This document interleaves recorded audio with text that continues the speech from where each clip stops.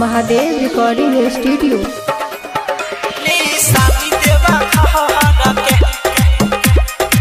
Mix by Sanjay Sangam. DJ रघुवीर सीतामढ़ी।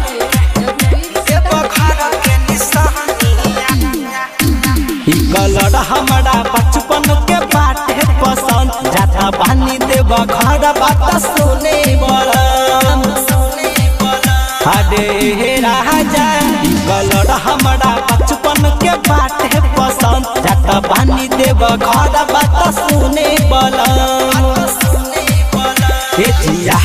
के दिन लई हसीन लेकिन रही असरा लगौले राउर धनिया कि हरियर छुरिया ले ले बलम देव घर के निशानिया कि हरियर छुरिया ले ले बलम देव घर के निशानिया देव घर के निशानिया। डीजे रघुवीर सीतामढ़ी।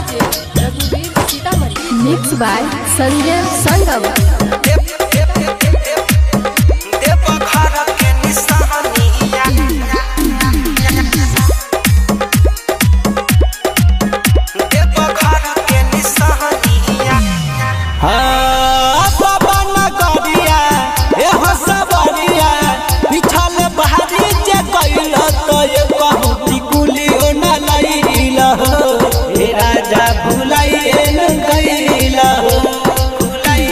सुनी काना खोले अपन में हटी के बोल अनन्हा काला लई है झुना झुनिया कि हरियर छुरिया ले ले बलम देव घर के निशानिया कि हरियर छुरिया ले ले बलम देव घर के निशानिया देव घर के निशानिया। डीजे रघुवीर सीतामढ़ी।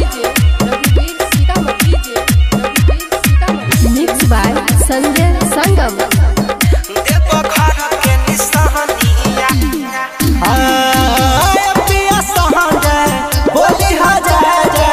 संगे हमारा चित्र रघुवीर पर शादी चढ़ाई कोनो कमी न करी